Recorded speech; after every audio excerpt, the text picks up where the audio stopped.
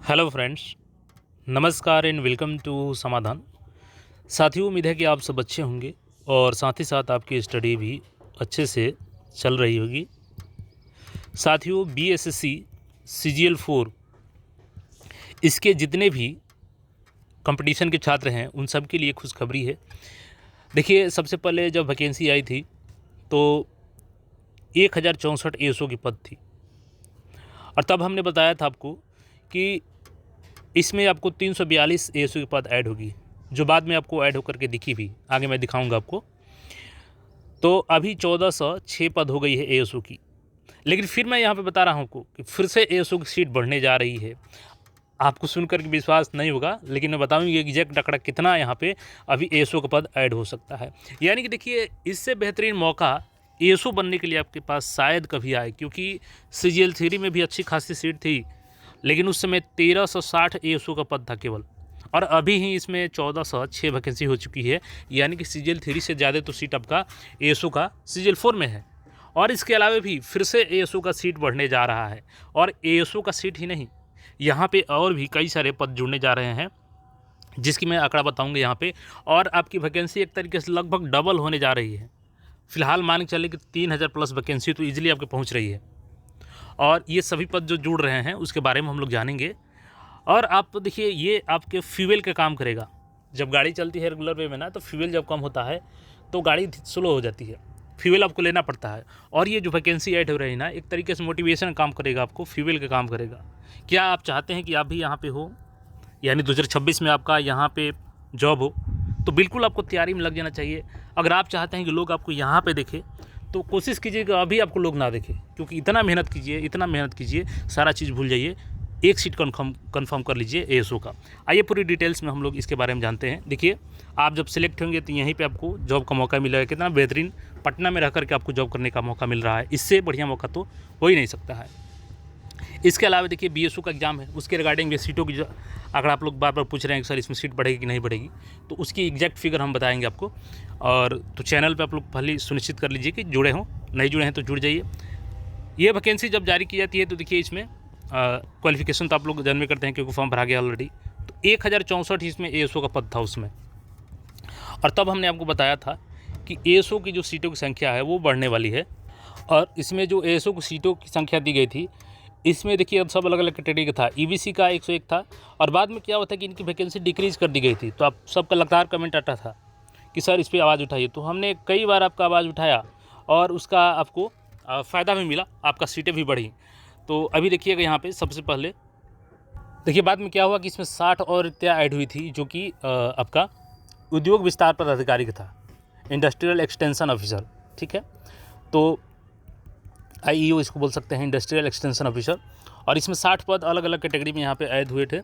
तो ऐड में जिसमें देखिएगा कि अनरिजर्व का टोटल 30 पद ऐड हुआ था, और बाकी अनुसूचित जाति का 3, 13 ये सब अलग अलग पद ऐड हुए थे।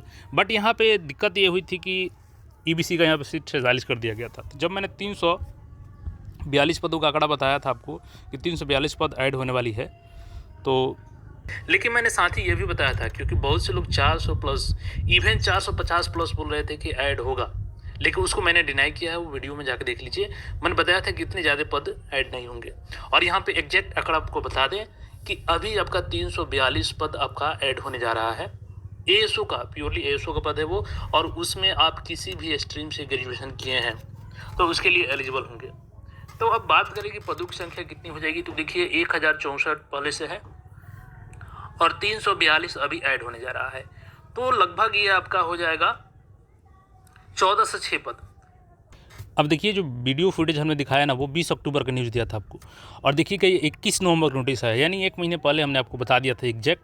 और देखिएगा जितना बताया था 342 पद यहाँ पे मैं दिखाया था आपको।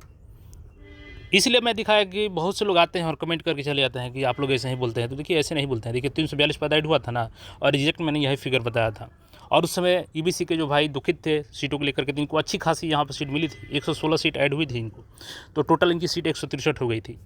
तो अब चलिए यहाँ पे देखिए, अब सवाल आता है कि यहाँ पे कौन कौन से नए पद ऐड हो रहे हैं। तो देखिए, 1 नंबर पर आपका एएसओ हो गया।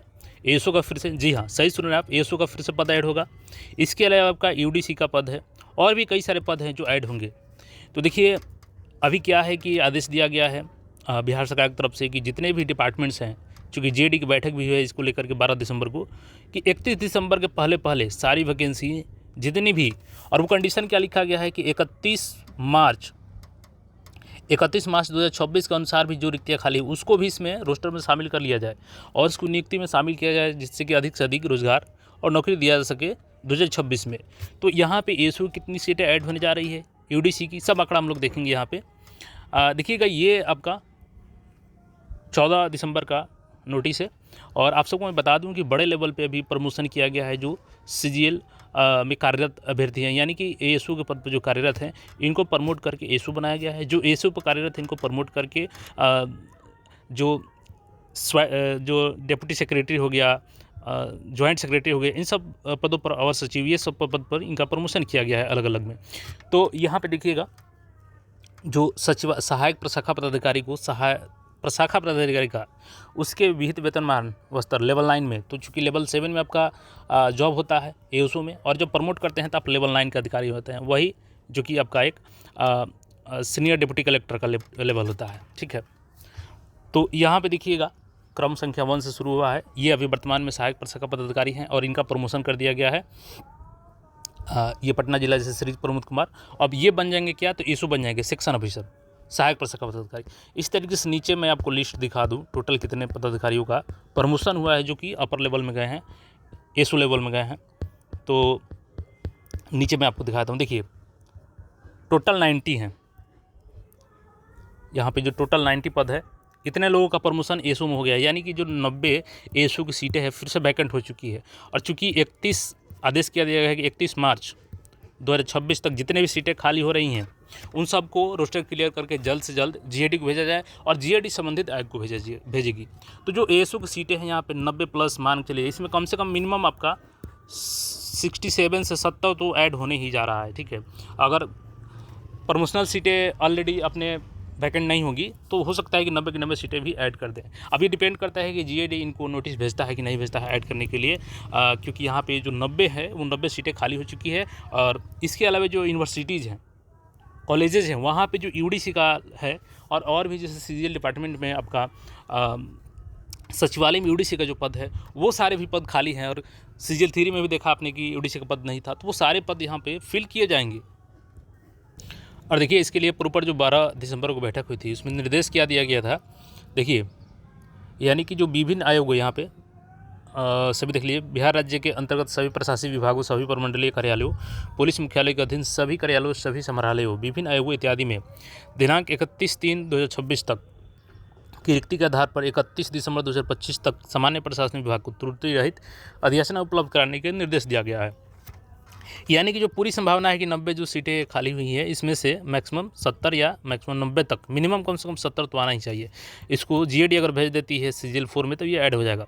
बहुत कम चांस है कि इसको सीजीएल 5 के लिए रखा जाए, क्योंकि अभी सीजीएल 5 में टाइम लगेगा, 2026 के एंड या 27 में ही आपको सीजीएल 5 देखने को मिलेगी। तो इससे पहले पूरी की पूरी चांस है कि सीजीएल 4 में ऐड हो जाए एएसयू की सीटें। देखिए क्या होता है, अगर ऐड हो जाती है तो लगभग 15 प्लस आपका एएसयू हो जाएगा, प्लस जो यूडीसी के पद ऐड होंगी, तो ये सारा सीटें मिलाकर लगभग 3000 प्लस जो वैकेंसी है वो बढ़ने जा रही है कम से कम।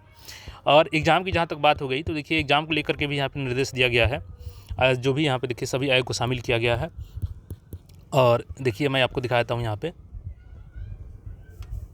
देखिए पॉइंट मेंशन किया गया है कि सामान्य प्रशासन विभाग द्वारा जांच उपरांत उक्त अधिसूचनाओं को प्रेषित किया जाएगा, यानी परिषद को। तो वैकेंसी ऐड होगी, चूँकि प्रीलिम से पहले ऐड तो हो ही सकती है। सभी चयन एजेंसियों को यह निर्देश दिया जाता है कि जनवरी 2026 में नियुक्ति हेतु वार्षिक कैलेंडर प्रकाशित करें, जिसमें अन्य आवश्यक सूचनाओं के अतिरिक्त विज्ञापन प्रकाशन की तिथि, परीक्षा आयोजन की संभावित अवधि, अंतिम परीक्षा फल का प्रकाशन की तिथि तथा अनुशंसा भेजने की तिथि का उल्लेख हो।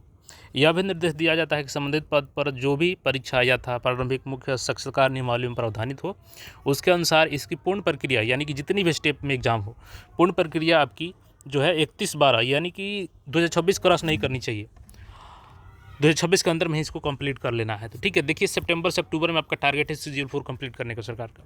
और सीजीएल 4 में आप यकीन मानिए कि इतने समय में आप सचिवालय में जॉब कर रहे होंगे अगर अभी अच्छे से मेहनत कर देते हैं। तो देखिए सीटों की संख्या बढ़ने की पूरी संभावना है और मे भी जनवरी में या दिसंबर में ही लास्ट तक इसका आपको देखने को रिजल्ट मिल सकता है कि कई सारे पद ऐड होने वाली है। बाकी इस पर जो भी आपका राय है कमेंट करके बता सकते हैं, और ऐसे अपडेट के लिए चैनल को सब्सक्राइब करके जुड़े रहें। बीएसओ का भी जल्द हम लोग अपडेट देंगे, उसकी अभी हम जो भी आंकड़ा है उसका इकट्ठा कर रहे हैं, फिर आपके साथ साझा करेंगे कितने सीटें बढ़ सकती है कि नहीं बढ़ सकती है। तो ऐसे अपडेट के लिए चैनल को सब्सक्राइब करके जुड़े रहें। मिलते हैं फिर नए अपडेट में। धन्यवाद।